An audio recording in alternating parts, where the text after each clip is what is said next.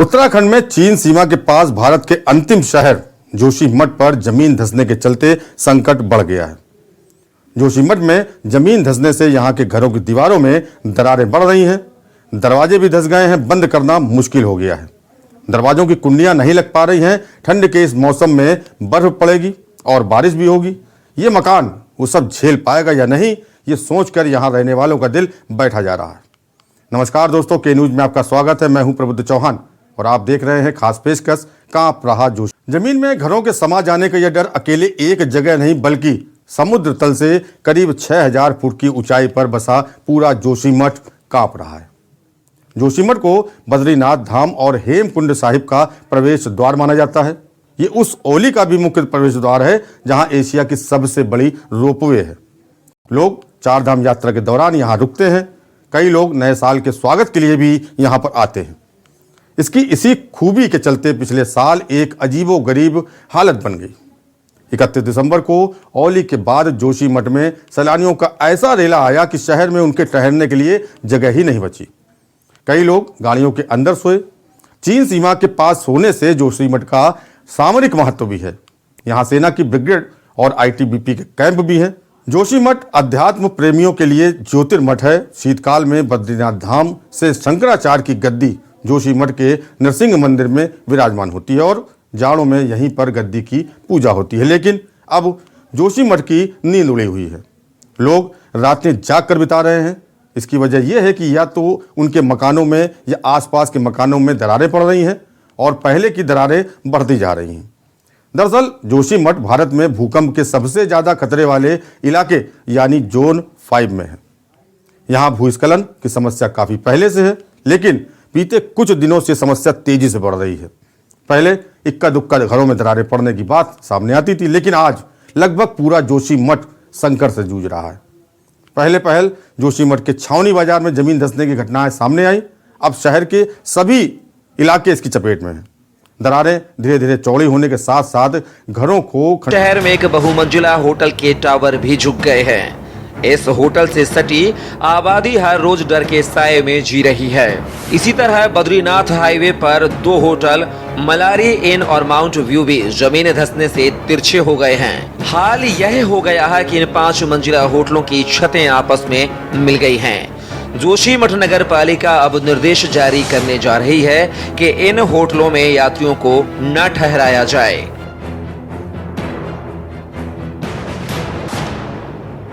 जोशीमठ नगर में इस समस्या के बारे में नगर पालिका भी हर दिन की रिपोर्ट दर्ज कर रही है। नगर पालिका के अनुसार बीते सोमवार तक शहर के 559 भवनों में दरारें आ चुकी थीं। नगर पालिका अध्यक्ष का कहना है कि जहां भी जमीन धंसने की सूचना मिल रही है वहां तुरंत टीम को भेजकर निरीक्षण कराया जा रहा है। इस बीच जोशीमठ के आसपास भारी भरकम जल विद्युत परियोजना का काम जारी है। जोशीमठ की बुनियाद या यूं कहें कि इसकी जड़ को खोदकर बन रहे हैलंग विष्णुप्रयाग बाईपास का भी काम जारी है। इससे पहले साल 2021 के फरवरी में ग्लेशियर टूटने के बाद मार्च से दरारें दिखनी शुरू हुई। उसके बाद दरारें बड़ी होने लगी।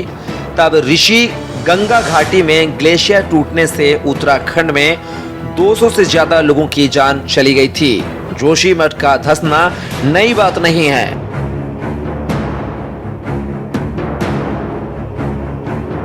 जोशीमठ में हो रहे भू धसाओं की समस्या को देखते हुए जिला प्रशासन ने बीआरओ के अंतर्गत हेलंग बाईपास के निर्माण कार्य, एनटीपीसी, तपोवन, विष्णुगाड जल विद्युत परियोजना समेत अन्य निर्माण कार्यों पर तत्काल प्रभाव से रोक लगा दी है।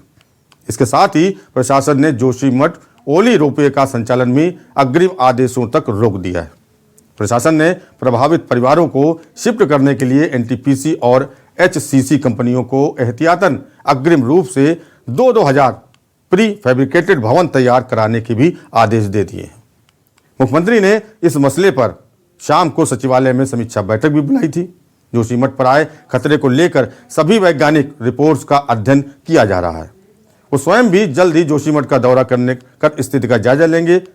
शहर पर बेतरतीब निर्माण कार्य और टनल के निर्माण कार्य भी इसके लिए जिम्मेदार हैं। जोशीमठ पर खतरे के रिसर्च को गंभीरता से नहीं लिया गया। जिसका खामियाजा आज लोगों को भुगतना पड़ रहा है। स्थानीय लोग तो यहां तक कह रहे हैं कि अंधाधुंध विकास का खामियाजा अब पूरे शहर को भुगतना पड़ रहा है। पहाड़ी राज्य विकास का बड़ा खामियाजा भुगत रहा है। जोशीमठ शहर आज खतरे के मुहाने पर खड़ा है और कभी भी खत्म हो सकता है। लाइन बनाओ, लाइन। जोशीमठ को बचाने के लिए लोग आंदोलन कर रहे हैं। जब यह आवाज राजधानी देहरादून में उठी तो पूरा सरकारी तंत्र सक्रिय हो गया। बीते दिनों जब लोगों ने नेशनल हाईवे 58 को जाम कर दिया और पर्यटक परेशान होने लगे तो पुलिस से लेकर प्रशासन तक उन्हें मनाने और निरीक्षण के लिए उतर आया।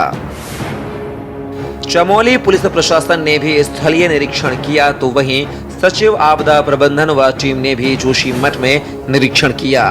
टीम ने मनोहर वार्ड सहित अन्य वार्डों का निरीक्षण किया और लोगों को सुरक्षित स्थानों पर शिफ्ट किया जा रहा है। जोशीमठ को लेकर लोगों ने अपनी आप बीती भी सुनाई, जबकि मामले में सियासत भी गरमाने लगी है।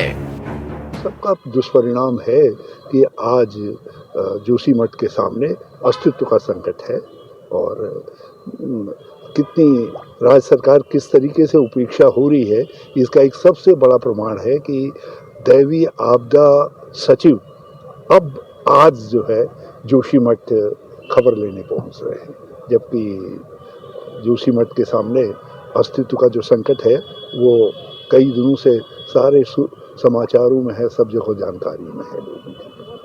केंद्र सरकार की तरफ से अभी उनके कानों में जू भी नहीं रहेगी। जो एक्सपर्टाइज है वो गायब है। विशेषज्ञों के दल आने चाहिए थे, अध्ययन होना चाहिए था और लोगों के पुनर्वास की उसकी व्यवस्था होनी चाहिए थी। जिस समय खतरा न हो उसके लिए व्यवस्थाएं सुनिश्चित की जानी चाहिए थी। कहीं कुछ है ही नहीं, तो ऐसा लग ही नहीं रहा है कोई इमरजेंसी है। ऐसा संकट जोशीमठ के सम्मुख है तो हम और कुछ नहीं कर सकते थे। 1 घंटे का मौन साधना करके भगवान उनको सद्मति दे, सद्बुद्धि दे। और केंद्र सरकार, राज्य सरकार दोनों अब वो कॉम्टी फैल में टनल जरूर बना रहे हैं पार्किंग के लिए आदि के लिए जो है, ताकि मसूरी पर भी संकट आ सके। ये हिल भी वैसी ही है। इंदिरा जी ने कितने प्रयासों से सुप्रीम कोर्ट और इंदिरा जी ने इसको बचाया था। तो ये मगर ये खबर तो आ रही है, मगर ये खबर नहीं आ रही है कि जोशीमठ को बचाने के लिए क्या क्या उपाय प्रारंभ कर दिए गए, तो उसी के खिलाफ किया। वहीं सीएम पुष्कर सिंह धामी ने भी कहा है कि जोशीमठ बचाने के लिए सरकार हर संभव प्रयास कर रही है। वहीं पूर्व सीएम हरीश रावत ने भी इस मामले को लेकर उपवास किया और सरकार की घेराबंदी की, जबकि चमोली एसडीएम ने भी मौके का मुआयना किया। अनुसंधान करने वाले इस क्षेत्र में है, चाहे हमारा आईआईटी रुड़की है, यहाँ पर वाडिया संस्थान है, हमारे जीआईएस संस्थान है, इन सभी संस्थानों के लोग उस पर काम कर रहे हैं।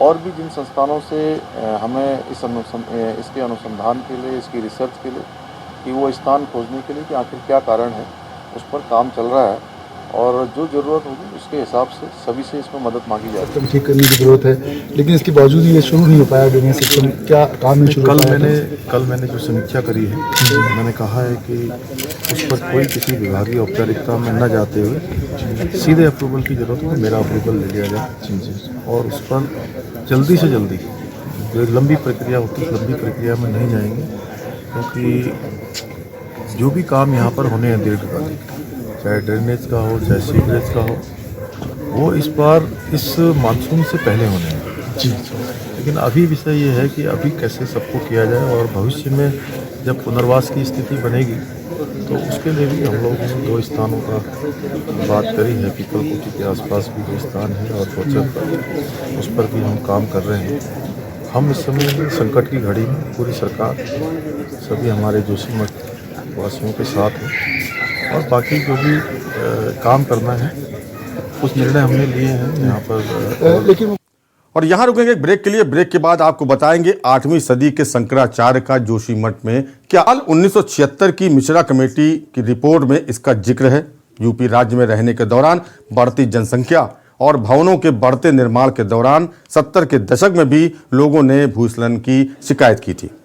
उसके बाद जांच के लिए मिश्रा कमेटी का गठन किया गया।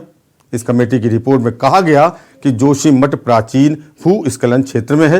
ये शहर पहाड़ से टूटे बड़े टुकड़ों और मिट्टी के अस्थिर ढेर पर बसा हुआ है।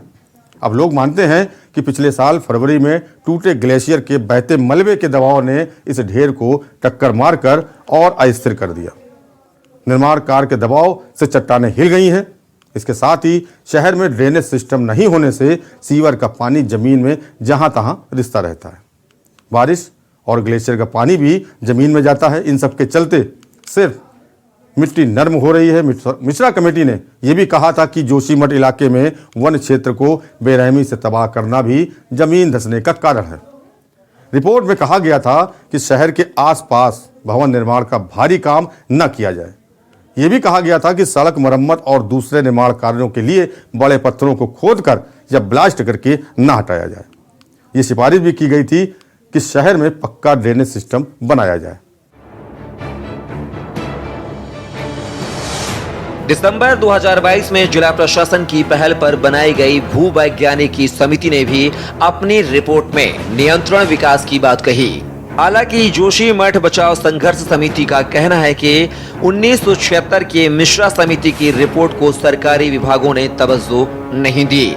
मिश्रा समिति की रिपोर्ट में कहा गया था कि बोल्डर नहीं छिड़ना है, लेकिन यहां रास्ता चौड़ा करने के लिए और दूसरे कामों के लिए भी विस्फोट के जरिए तमाम बोल्डर तोड़े गए। जोशीमठ नगर का आकार बढ़ा, लेकिन यहां ड्रेनेज सिस्टम नहीं बनाया गया।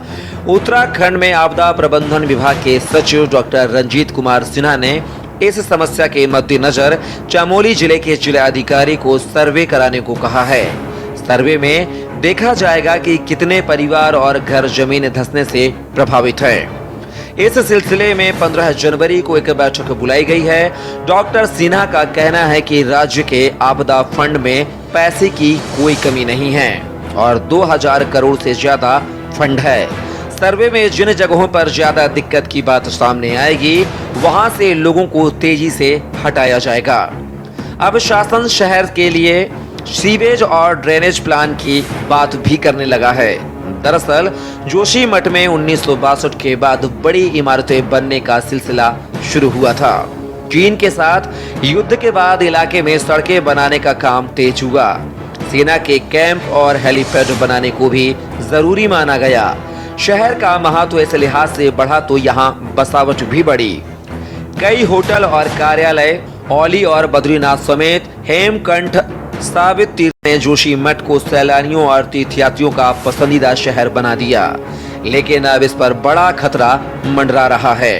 देहरादून के Wadia institute of Himalayan geology के वैज्ञानिकों ने सैटेलाइट तस्वीरों की मदद से यह नतीजा निकाला है कि जोशीमठ का रविग्राम हर साल 85 मिलीमीटर की रफ्तार से धंस रहा है।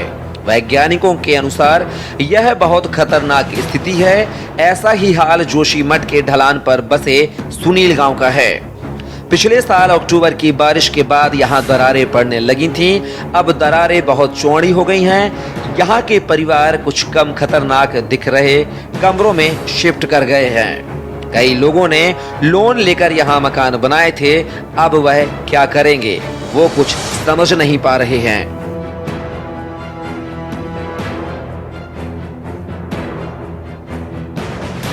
2 वर्षों से जो भूदशाओं की स्थितियां थी वो निरंतर बढ़ती हुई आ रही थी, लेकिन उसमें कुछ एक न्यून सी बढ़ोतरी हो रही थी और लोग इसको नज़रअंदाज करते हुए अपने बातों को तहसील प्रशासन तक और नगर पालिका स्तर तक पहुंचा रहे थे। लेकिन पिछले कुछ दिनों में देखने में आया कि बहुत ही तीव्र गति से ये दशाओं की स्थिति बढ़ी है। लोगों के घर टूटने लगे हैं, लोग घरों में सुरक्षित नहीं रह पा रहे हैं। तो उसको देखते हुए जोशीमठ बचाओ संघर्ष समिति, जो पहले से भी इस भूदशाओं के संदर्भ में पहले भी आंदोलन कर चुकी है, तो उन्होंने फिर से एक निर्णय लिया है। जोशीमठ बचाओ संघर्ष समिति पूरे जोशीमठ की संघर्ष समिति है। सभी लोगों ने मिलकर एक निर्णय लिया है कि एक आंदोलन को फिर से उठाया जाए और वो आंदोलन में कल सबसे पहले मसाल जुलूस जो कल रात को हुआ था, एक छोटी सी कॉल पे पूरा जोशीमठ एकत्रित हुआ है।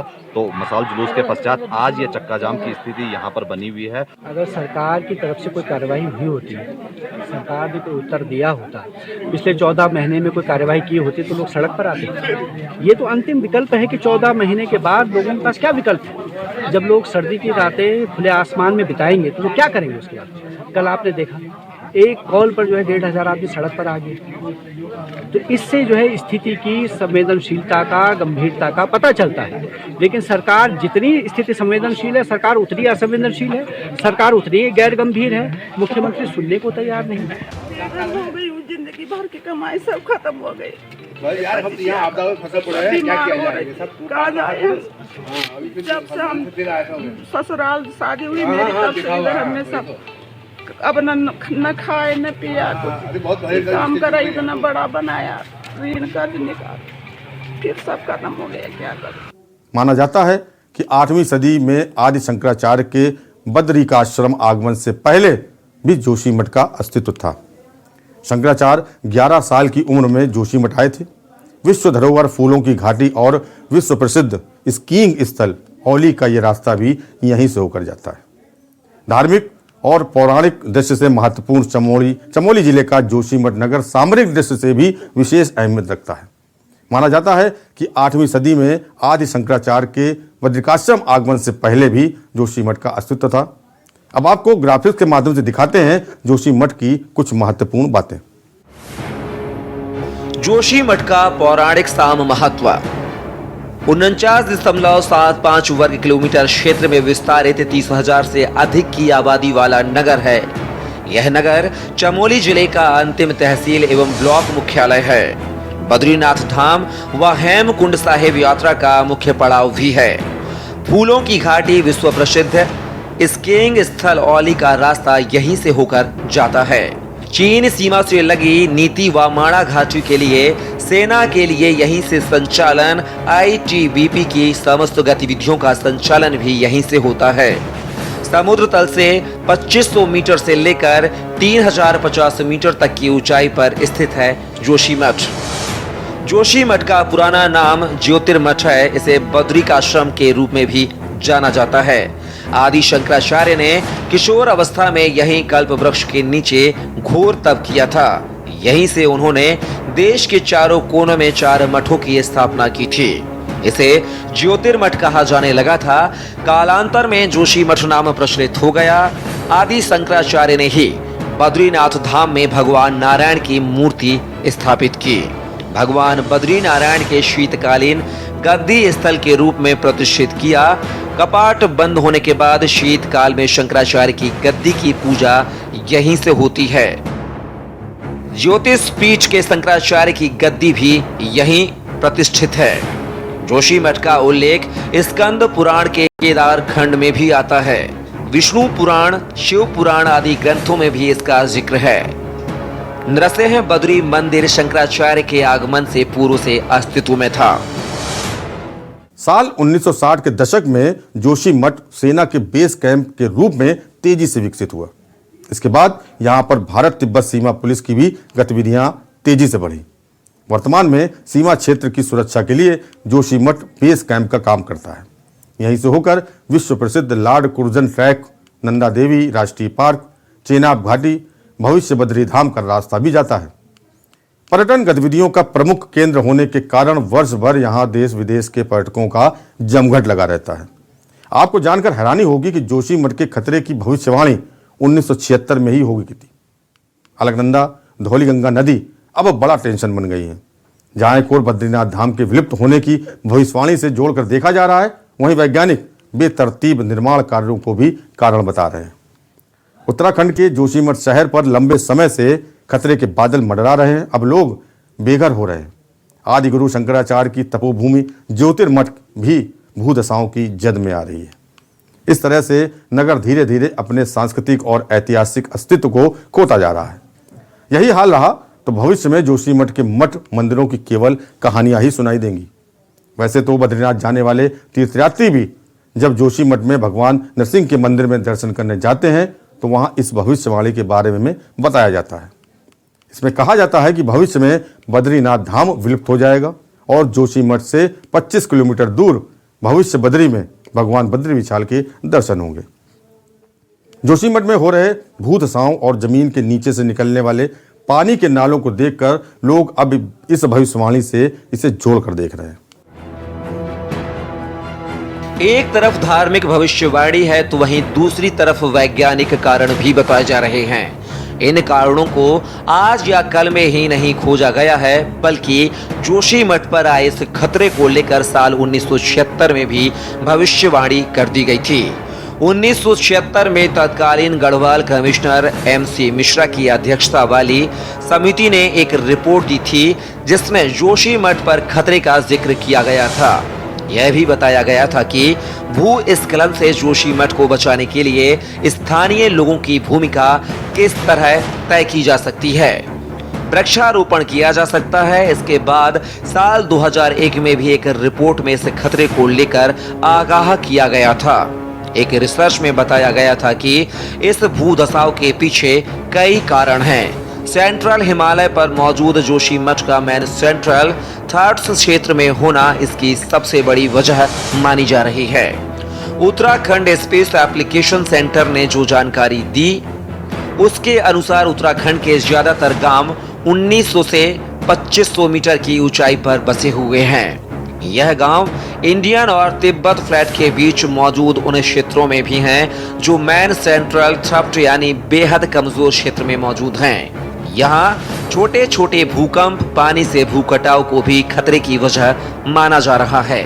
इसमें अलकनंदा और धौली गंगा दोनों ही नदियां जोशीमठ शहर के नीचे की मिट्टी का कटान कर रही हैं। कुल मिलाकर देखा जाए तो जोशीमठ में जो हालात हैं उसकी खबर दशकों पहले हो गई थी, लेकिन इस ओर पुख्ता कदम न उठाने की वजह से हालात आज यहां तक पहुंच गए हैं।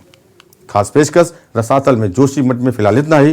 देश और दुनिया की बाकी खबरों देखते रहिए के न्यूज़ इंडिया और मुझे दीजिए इजाजत।